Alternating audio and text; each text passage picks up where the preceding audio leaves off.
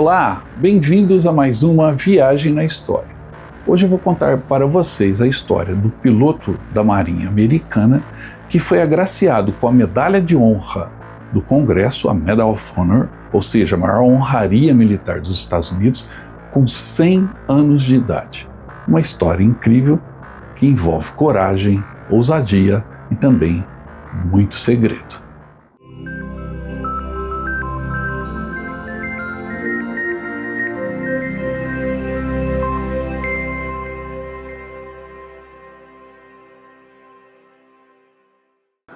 Durante a Guerra Fria, as coisas quase esquentaram.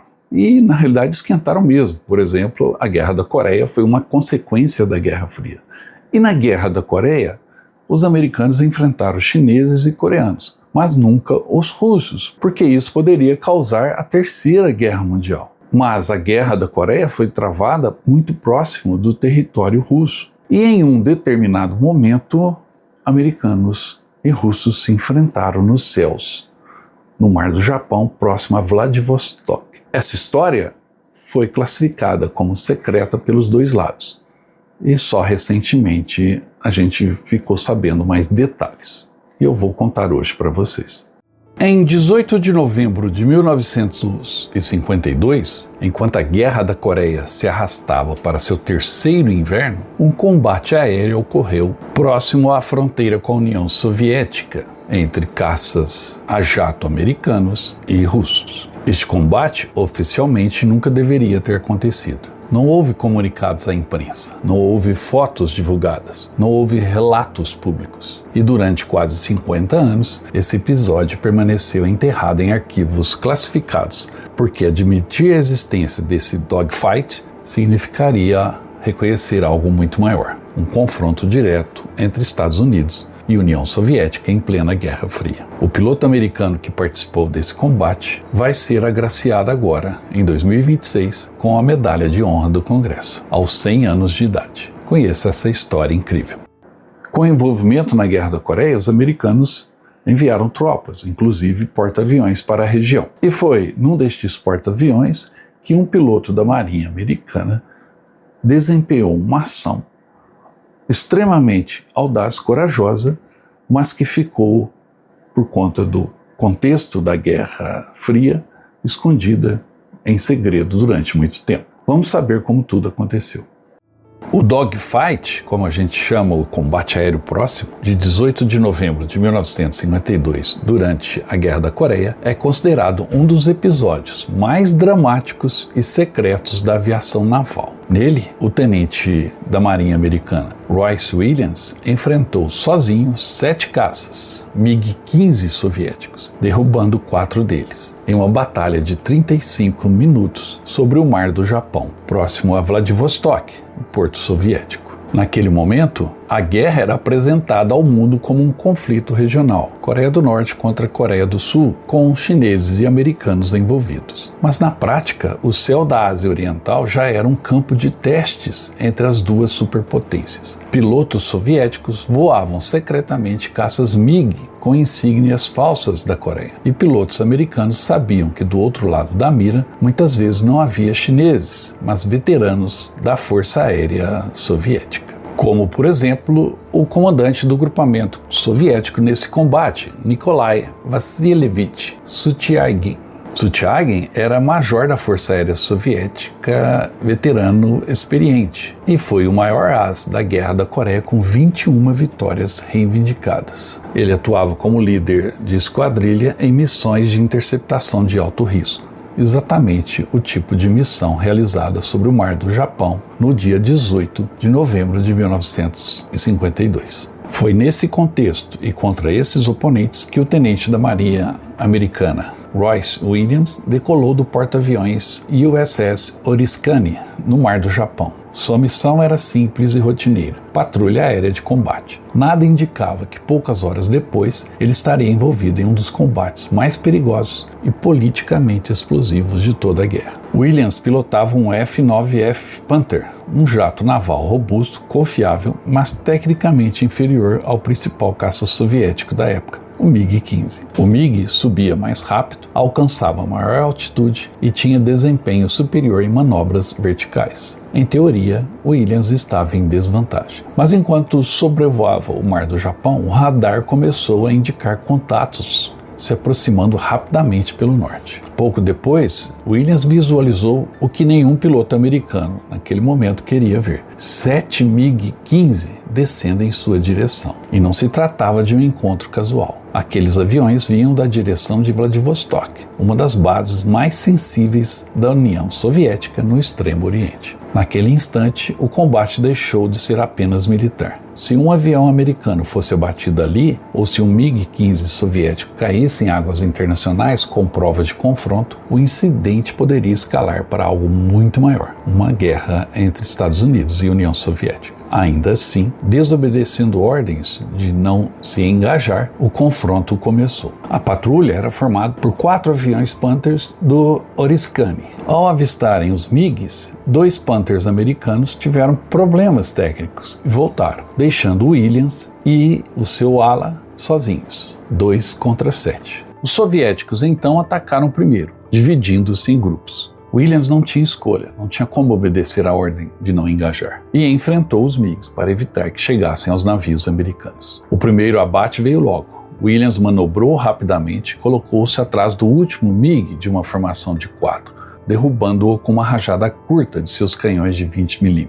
Após o primeiro abate, o líder soviético e seu ala viraram para atacá-lo. Williams realizava manobras de curva apertada, onde o seu avião conseguia manter uma certa agilidade e evitava os disparos do canhão de 37 mm do MiG, cujos projéteis passavam por ele como bolas de fogo. Durante 35 minutos de manobras intensas, Williams disparou todas as suas 760 rodadas de munição. Ele focava em disparos de oportunidade sempre que um MiG cruzava sua mira. Ao final, ele atingiu e derrubou 4 MiGs no total. Um 5º MiG foi seriamente danificado e, segundo os registros russos, que só foram conhecidos muito tempo depois, esse 5º MiG caiu no caminho de volta à base em Vladivostok. Diferente dos MiGs que tinham canhões de calibre pesado, mas cadência lenta, o F-9F Panther de Williams estava armado com 4 canhões de 20 mm,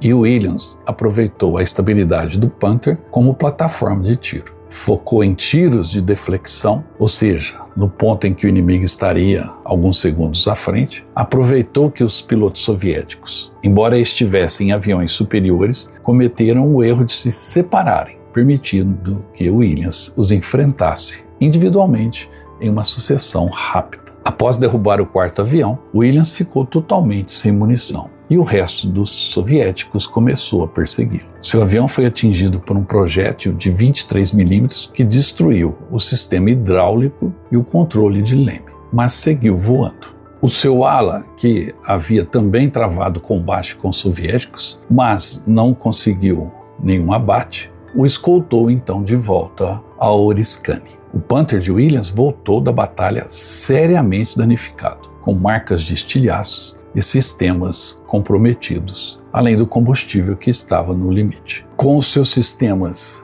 comprometidos, Williams não conseguia diminuir a velocidade para o pouso no porta-aviões e pousou a 340 km por hora, mas os cabos de frenagem conseguiram dar conta do recado e o avião parou no convés do navio. Mas, com mais de 260 buracos de balas e estilhaços, o avião estava tão danificado que foi simplesmente jogado no mar após o pouso. Mas então veio o silêncio. Ao retornar, Williams foi imediatamente informado que ele não poderia falar nada sobre o combate. O relatório foi classificado como confidencial. Sua vitória não poderia ser celebrada publicamente, embora fosse um grande feito. Ele recebeu a Navy Cross, a segunda maior condecoração da Marinha Americana, mas sem qualquer explicação detalhada. Para o público, foi apenas mais uma medalha em uma guerra distante. Para os comandantes, era uma bomba diplomática, desarmada a ter. Oficialmente, a Marinha dos Estados Unidos reconheceu apenas 2 abates prováveis, alegando falta de confirmação visual completa, embora Williams tenha narrado que viu alguns MiGs explodindo no ar e outros entrando em mergulho descontrolado, deixando rastros de fumaça. E o céu se transformou em um caos de metal, fogo e gelo a poucos minutos do território soviético durante aquela batalha. Royce, então, recebeu as ordens de ficar em silêncio sobre o fato que aconteceu, sobre o seu desempenho incrível. E ele ficou por mais de 50 anos. Não falou para sua esposa, não falou para o seu irmão, que também era piloto, não falou para ninguém sobre o seu feito no Mar do Japão, diante dos soviéticos. A Guerra Fria acabou, o mundo mudou e a União Soviética também mudou, acabou. Hoje, na Rússia, os documentos relacionados a esse confronto foram liberados aos poucos.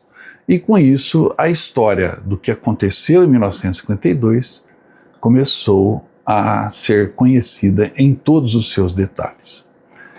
Com isso, Royce Williams foi finalmente reconhecido, ainda em vida, pois hoje ele tem 100 anos de idade e vai receber, em 2026, a Medalha de Honra do Congresso, a maior honraria militar americana.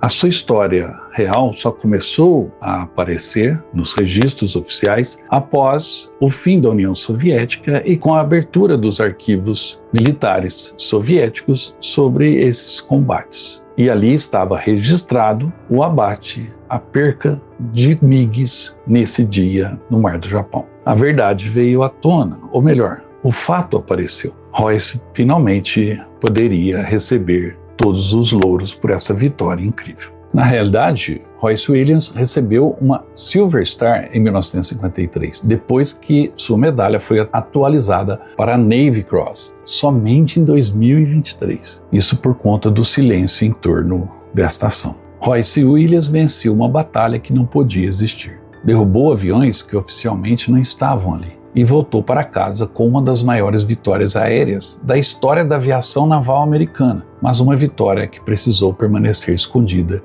por mais de meio século para evitar algo muito maior, uma guerra entre as duas potências nucleares. O mais importante, porém, não é a contagem de vitórias aéreas, é o que esse episódio revela. Em 18 de novembro de 1952, a Guerra Fria deixou de ser fria no céu. 2 pilotos americanos e 7 pilotos soviéticos se enfrentaram diretamente, armados com jatos modernos, a poucos quilômetros de uma das bases mais secretas do mundo. Mas ninguém nunca soube, porque ninguém podia saber. O segredo era tamanho, mas o feito de Royce Williams não ficou esquecido. Em fevereiro de 2026, foi anunciado que ele receberia a Medal of Honor, a Medalha de Honra do Congresso americano, aos 100 anos de idade, por sua coragem naquele dia. A coragem nunca é esquecida. E o reconhecimento de um guerreiro dos céus, pelo menos chegou com ele ainda em vida.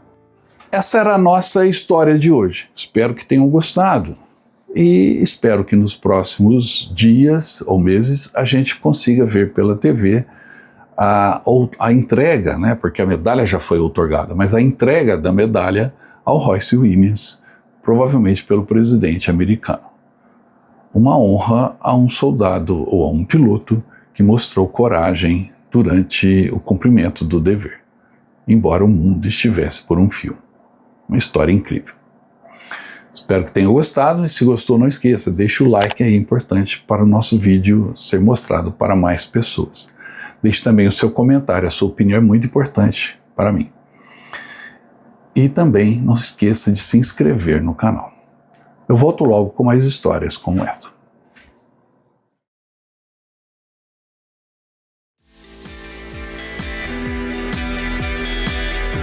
Viu só? Essa aí é a nova camisa da promoção do canal Viagem na História. E olha que belo modelo, com detalhe da nossa homenagem aos 80 anos do fim da Segunda Guerra, o Dia da Vitória. Essa é uma camisa única que você pode adquirir na nossa loja virtual. Entre em contato pelo nosso WhatsApp, eu te encaminho o link da loja virtual do Viagem na História. E você adquire essa belíssima camisa comemorativa do final da Segunda Guerra Mundial. E tem mais, Adquirindo a camisa, você vai ganhar um cupom que vai te dar um número para um sorteio pela Loteria Federal de um pacote de viagens do Viagem na História. Ou seja, você vai poder ir conosco para a Europa visitar os campos de batalha mais famosos da Europa, ok? Entre em contato, garanta a sua camisa e boa sorte!